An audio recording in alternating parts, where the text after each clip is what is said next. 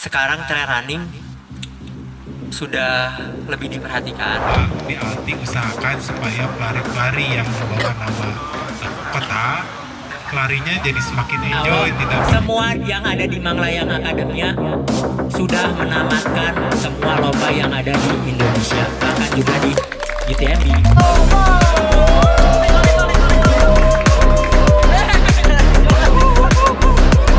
Rute Everesting ini lewat sini nanti, lewat itu ya, gerbang ke sini, naik, ketemu ke dermaga sana, terus nanti ada pelang Everesting Point. Itu tuh kurang lebih setengahnya Gunung Manglayang. Jadi jaraknya 1 km, elevation gain-nya 300 meter gitu. Jadi cuma sekilo doang.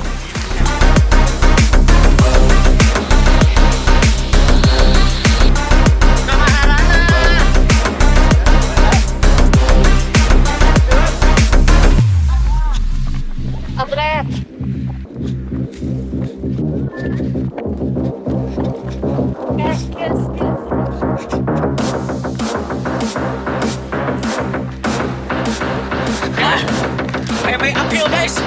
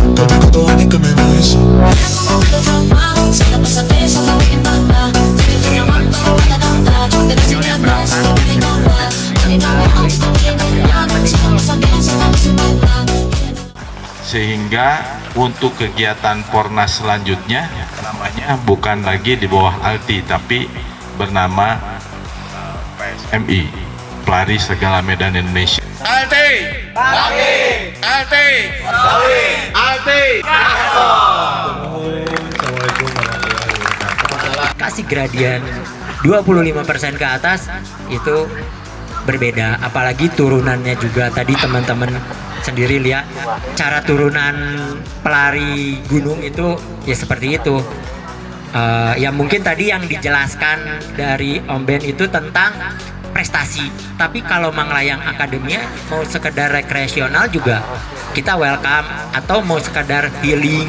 Manglayang Akademia tuh sangat terbuka buat siapapun, mau yang Rajana atau Patingnya juga nggak apa-apa. Pion juga boleh. Pion juga boleh.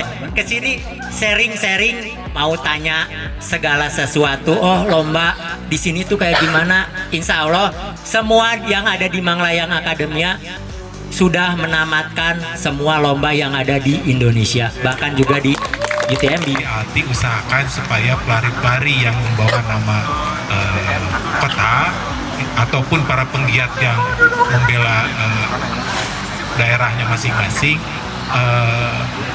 larinya jadi semakin enjoy, tidak berpikiran di tengah-tengah teh aduh ini sikat jangan, nanti saya ke terapis biaya lagi, aduh kalau mau nambahin poin ITRA dananya tidak ada, sepatu habis. Nah, kita akan coba penuhi itu semaksimal yang kita bisa push ke penyelenggara KONI ya, di dalam hal ini supaya lari trail itu benar-benar menjadi sport yang bisa dikejar prestasinya, tapi buat pelakunya juga tetap sehat dan sejahtera, tidak dihajar hasilnya prestasinya tapi setelah itu dadah gitu. Kita coba semaksimal mungkin itu sih. Sebenarnya kategori yang resmi nih, Om Benny. Kategori resmi yang dilaksanakan oleh ALTI itu ada kategori apa aja sih? Kayak mungkin kan teman-teman di sini ada yang jagonya jarak pendek gitu ya. Jarak pendeknya sabaraha sih sebenarnya? 5 kilo. Orang mah jagona uphill gitu misalnya. Uphill teh berapa sih gitu ya? Atau jarak jauh, saya juga jarak jauh bisa 20 kilo. Emang jarak jauh 20 kilo gitu. Nah, sebenarnya yang terdaftar tuh berapa sih Om Benny di kompetisi-kompetisi yang dilakukan oleh ALTI? Event yang pernah dilaksanakan di Kejurnas dan di PON itu ada 4 kategori jarak. Ada jarak jauh dengan jarak 80 km dengan elevasi gain 4.300. 80 kilo ya jarak jauhnya ya. Untuk jarak pendeknya itu 40 km Jarak pendeknya itu 40 kilo. dengan elevasi gain minimal 2100. Minimal 2100 gitu guys. Selanjutnya Ada kategori vertikal itu jaraknya 6 km tahanya pang pendeknya 6 kilo doang tapi dengan elevasi gain 800. Ada juga kategori klasik, ini jaraknya 8 kilo dengan elevasi gain sekitaran 400 meter. Kita semua tahu lah kecepatan mengait teman-teman yang lain seperti apa ketika uphill dan downhill gitu. Nah, tapi sebenarnya yang bikin saya penasaran itu adalah di belakang itu, yaitu nutrisinya. Misalkan ketika mau latihan nutrisinya seperti apa gitu. Apakah ada manajemen nutrisinya, misalkan karbo berapa, protein berapa gitu. Atau memang ada rigid banget gitu. Setiap mau latihan ini asupannya. Dan ketika race juga kan pasti ada apa namanya strategi masing-masing gitu. Apakah boleh di-share di sini gitu? Maksudnya ketika race apa aja nih gitu komposisinya?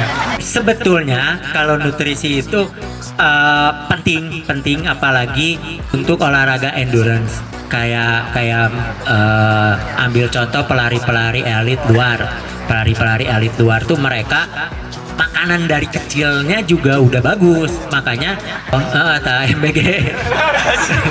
MBG-nya benar-benar bergizi di situ mah. Nggak roti deui itu ada anak sekolah itu. Ada anak sekolah itu Maria, anak sekolah itu. Menambah SMP. 80 cm. Ya kalau saya sendiri makanan tuh ya hampir segala dimakan, tapi karena kalau untuk masih lomba sama pelari Indonesia sama-sama mereka nggak memperhatikan, nggak terlalu memperhatikan nutrisi, ya nggak harus itu sih, nggak harus ribet-ribet nutrisi. Sebenarnya harusnya bagusnya itu nutrisi diperhatikan, tapi saya sendiri tidak begitu memperhatikan. Betul. Astagfirullahaladzim. Nutrisi itu ditakar. Nah, kebetulan saya beberapa minggu ke depan akan ada sponsor buat itu, jadi nanti ditakar. Ya kalau di rumah sih makannya enak. Ya. Makan enak belum tentu bergizi.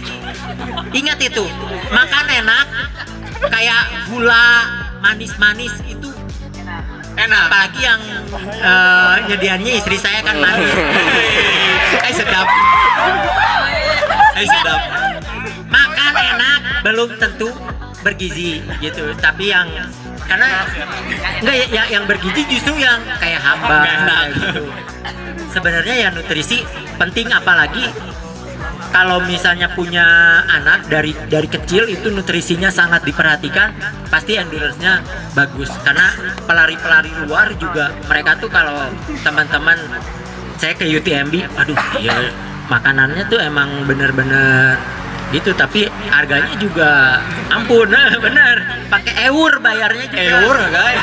Eur, pakai eur, apal eur gitu.